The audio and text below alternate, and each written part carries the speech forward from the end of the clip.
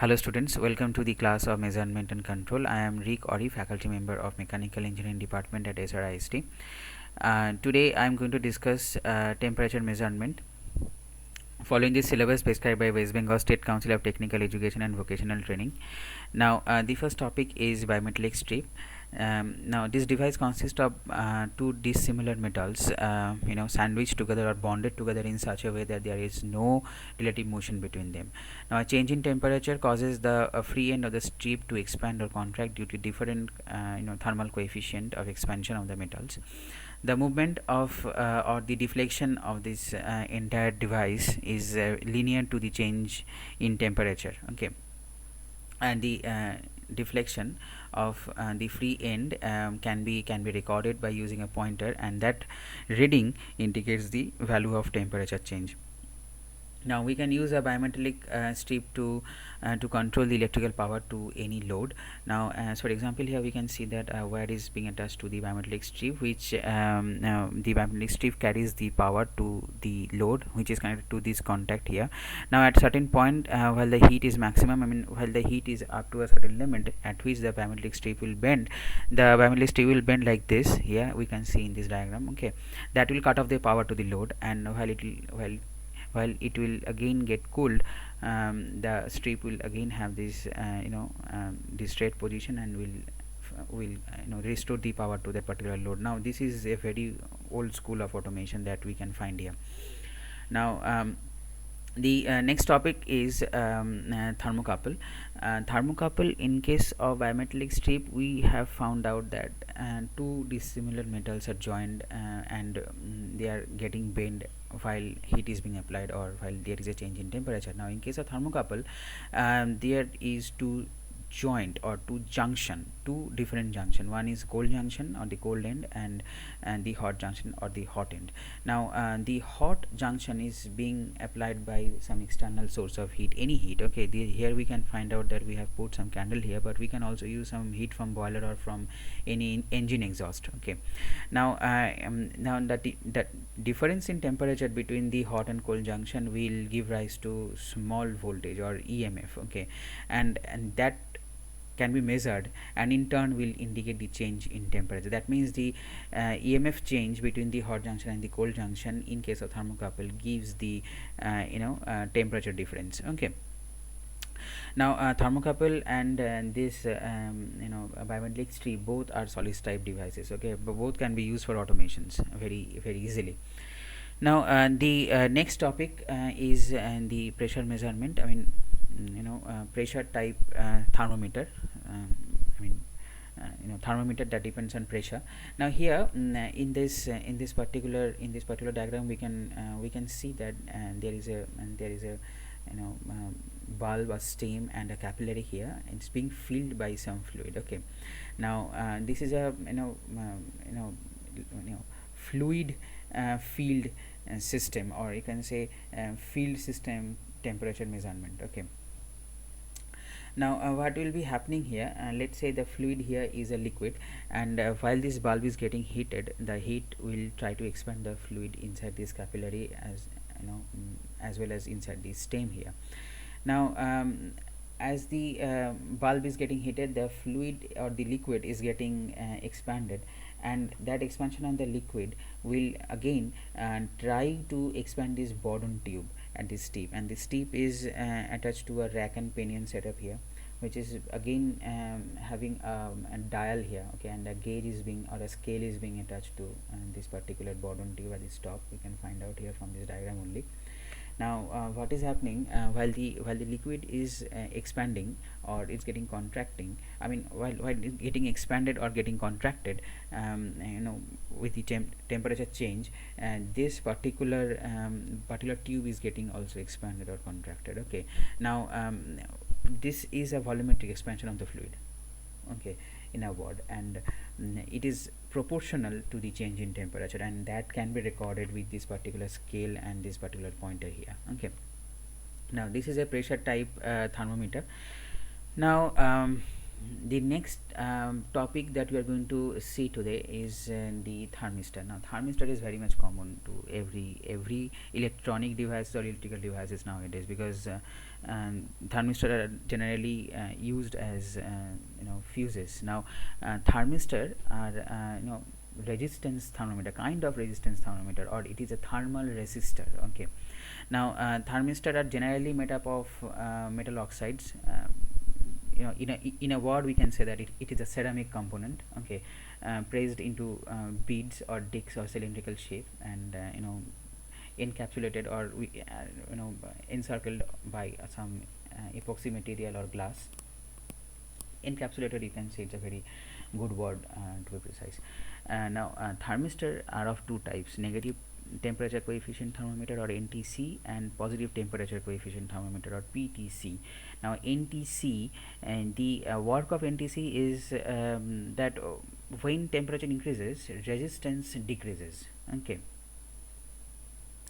now temperature decreases, resistance increases. This is NTC. Okay, this is the most common use of thermistor that we find in case of, if we use thermistor to find any boiler temperature or any furnace temperature, we can use this kind of thermistor. This generally we uses this kind of NTC thermistors. Now PTC work a bit different. In case of PTC, temperature increases, resistance increases, and temperature decreases, resistance decreases. That means PTC is much more linear. So not much more linear, it's actually linear with the temperature change. Now this PTC is actually used as a fuse in case of electronic devices. Okay, so thermistor do have high precision. Okay, within a limited range, but have high precision. Generally do have high precisions, but the range is very much limited in case of thermistor. Now how we measure the change in resistance in case of thermistor is that we generally apply Wheatstone bridge. Okay, and we have seen in case of Wheatstone bridge we do have three resistance there and one unknown resistance, and this thermistor is placed at that particular point, unknown resistance point, and we find out the resistance, and according to the resistance we find out the temperature of the particular source or device that the thermistor is practically attached to. Now this is thermistor, and now the next topic is the resistance temperature detector, or RTD, basically, short form. Now in case of thermistor we have found out that ceramic devices are being used there. Okay, but here now we use a coil, or we use a wire. Okay, to measure that particular temperature difference. Now what is happening in case of RTD?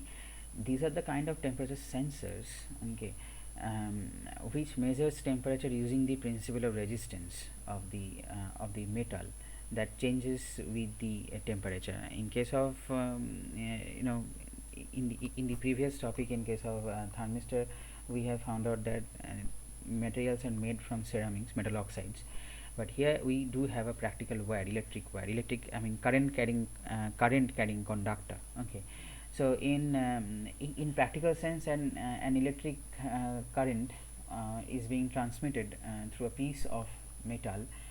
Okay, located nearer to the area where the temperature is to be measured. The resistance value of that current carrying metal will change according to the change in temperature. Okay, this is how RTD works. Now I have tried to show you resistance temperature detector. That here in this diagram there are various types: 2 wire, 3 wire, or 4 wire type. Okay, now the next topic is the platinum resistance thermometer, but we have to keep in mind that in case of resistance temperature detector, most practical use of resistance temperature detector is in industrial applications only, first of all. Second is that in resistance temperature detector, now we use various metals like nickel, copper, okay, like these metals, but they do have some limitations. But while we are going to have some outcome from any high temperature devices, let's say a jet engine having a having its internal combustion temperature well beyond 1500 degrees Celsius. So to understand or to get the exact output of the amount of temperature that is being raised by the burners inside the jet engines, I mean we to record the temperatures, we use this kind of resistance temperature detector, and which are basically using platinum resistance thermometer. So the next topic is the platinum resistance thermometer. Now in platinum resistance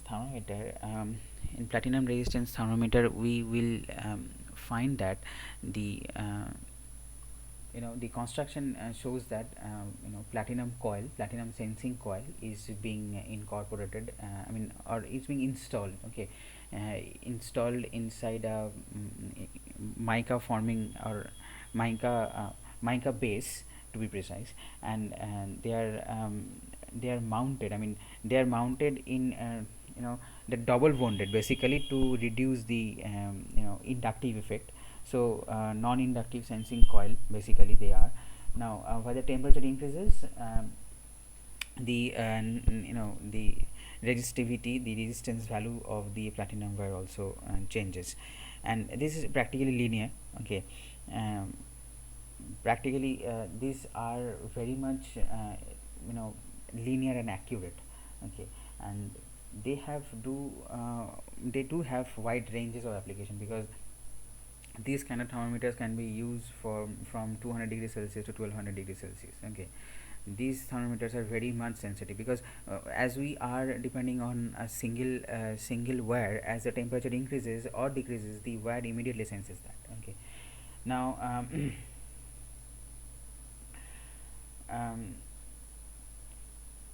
temperature that is being sensed by a platinum resistance thermometer is much more accurate than any other kind of thermometer, okay, or any other kind of sensors. Now these are practically sensors. Basically we do use these sensors to sense the environment, to sense the amount of temperature that is being changed in the environment. So we have used the term of thermometer for these particular not particular, for these type of sensors, basically.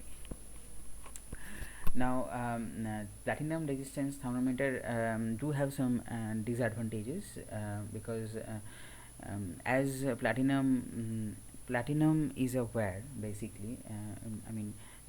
The temperature change will be recorded very smoothly, or there will be some accuracy, lot of accuracy, lot of convergence is there, but the response is very much low, okay. And melting point of platinum is 1800 degrees Celsius, okay. So what happens while we use platinum resistance temperature, platinum resistance thermometer, temperature thermometer, or while we use platinum resistance temperature measuring devices, or temperature measuring sensors, this high temperature application of this kind of high temperature, let's say 1200 degrees Celsius, the platinum starts to evaporate, okay, because we do have 1800 degrees Celsius and the melting point of thermometer, and they start to evaporate, okay. Now this is the end, I think. Yeah, this is the end of today's class on temperature measurement. Now if you guys if you guys have any kind of problem, if you guys find it a bit difficult to understand what I have told here, please go through the notes that I have shared to all of you at Google and Google Classroom, and please do comment on this particular video that I have given here. If you have any kind of query, please contact me, please comment, okay. Thank you everyone. Thank you for your kind attention.